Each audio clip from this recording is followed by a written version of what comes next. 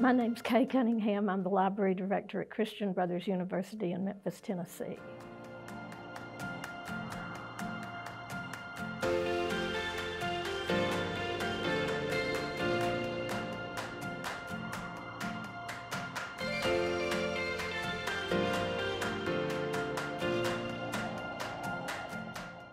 We got both Access Engineering and Access Science about 4 years ago.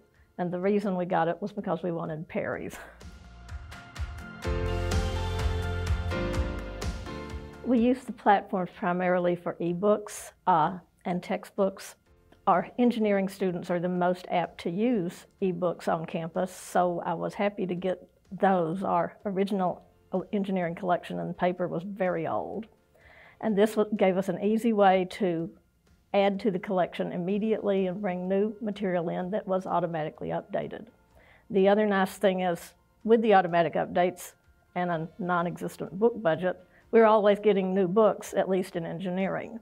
And I did an analysis and it showed, actually upticks in our engineering holdings in more recent titles. So this is a helpful thing for us to have and to be able to offer to the faculty and the students.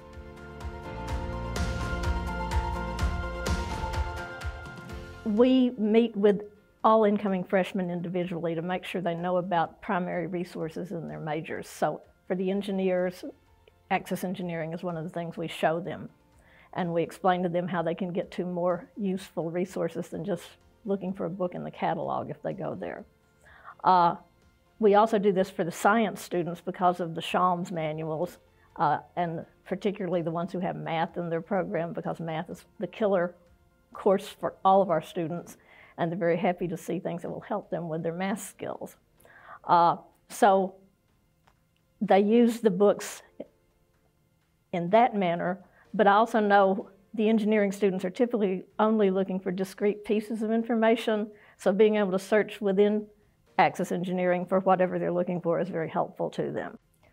I know they use them primarily for their projects. They have a capstone that they have to do in their senior year, and that's one thing that drives use, as well as general assignments. They use them for that too.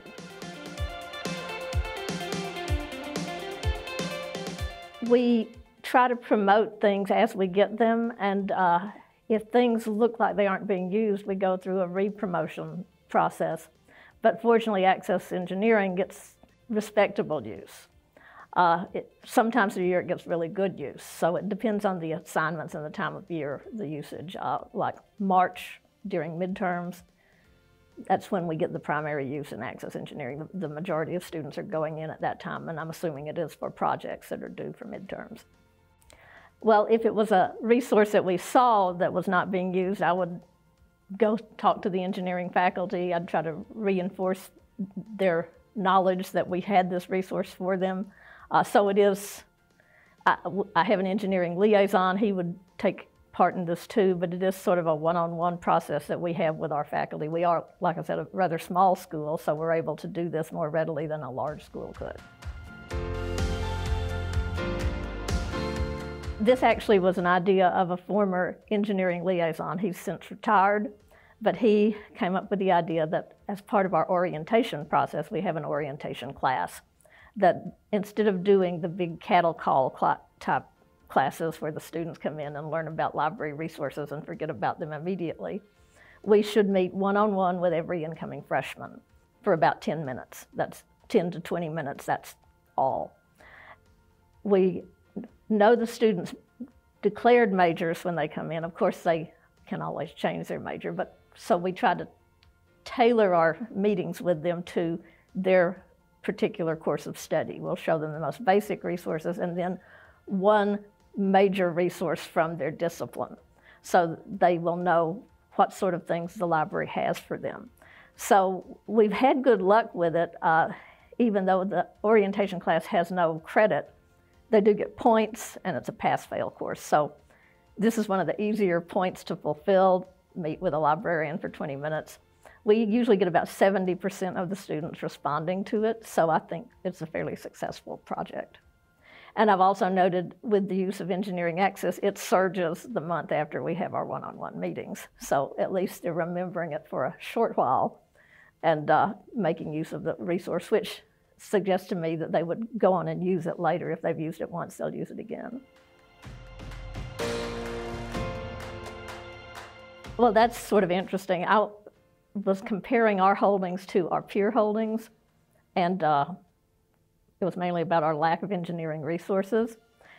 And none of the other engineering schools in our peers has Access Engineering. And I thought that was rather unusual because it's about the only, well, at that time it was the only engineering resource we had. And so I think it's a very useful resource, mainly because of the books and the timeliness of it. And for a small school like us, it's a reasonably priced tool as well. So for what you're paying, you're getting an awful lot of return on your investment.